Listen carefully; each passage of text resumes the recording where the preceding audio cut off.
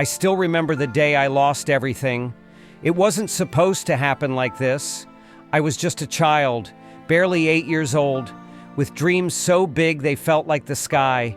I remember the laughter of my mother as she braided my hair, the smell of her perfume, the warmth of my father's embrace when he came home from work. My family was everything to me. But then, one cold night in November, a crash changed everything. I never heard the sirens, never saw the flashing lights. I only remember waking up in a hospital bed, my small hands shaking as I tried to sit up. The nurse who was standing by my bed gave me a sad smile and then said the words that would haunt me forever. "Your parents are gone." Suddenly, the world around me grew so cold. The room felt empty even though it was filled with people. The nurse's words echoed in my mind over and over again. Gone. They were gone, and I was left alone. After the funeral, I was sent to a group home, a place where you don't belong, but you're told to make yourself feel at home. The other children were either too scared or too angry to talk to me. I remember sitting in the corner watching them play, wishing I could go back to the days when I had a family, a place to call home. But every night the cold reality would set in. There was no mother to kiss me goodnight, no father to tuck me in. There was only silence. The days were long, the nights were longer. I learned quickly how to hide my tears, pretending I was fine when I wasn't. I never asked for much, just a kind word, a warm embrace. But those things were in short supply. The orphanage wasn't cruel, but it wasn't kind either. It was a place where children lived, but few ever truly thrived. I remember one cold winter evening, as the other children played outside. I sat by the window, looking out at the snow falling gently from the sky. I thought of my parents. I wondered if they could see me, if they knew how alone I felt. I wondered if they would have wanted this for me. But no one ever answered. As I grew older, I began to see the world differently. People would visit the orphanage to volunteer, but they never stayed. They would play with us for an hour, offer us some food, and then walk away as if we were just a part of their to-do list. They didn't see us as real people with hopes, dreams, and fears. They saw us as a temporary stop, something to check off.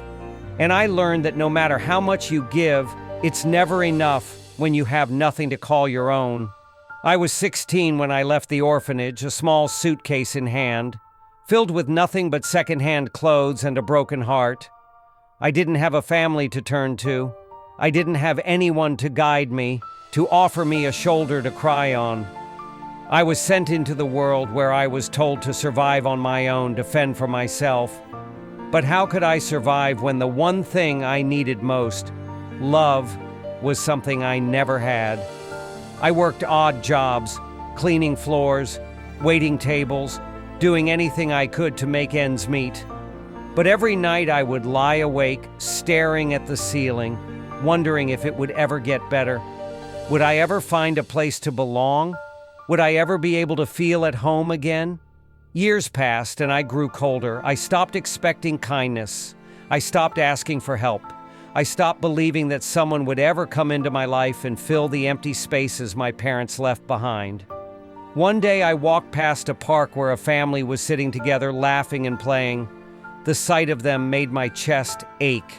I stood there for a moment watching them, wishing I could be part of that, but I wasn't. I had no family, no home. I was just another orphan. As I walked away, I heard a voice calling out to me, "Are you okay?" It was a young woman who had seen me standing there, but I didn't answer. I couldn't. I didn't know how to explain the pain that had lived inside me for so long. How could I explain that I didn't have a family, that I never had the chance to be loved the way others were? She asked me again, "Are you sure you're okay?" And for the first time in years, I broke down. I didn't care who saw me. I let the tears flow, my body shaking from the weight of everything I had lost. All I wanted was someone to hold me, to tell me that it would be okay. But there was no one. There was never anyone. And as I walked away, I realized something that hurt more than anything. No matter how much you long for it, you can never go back. You can never get the love you've lost.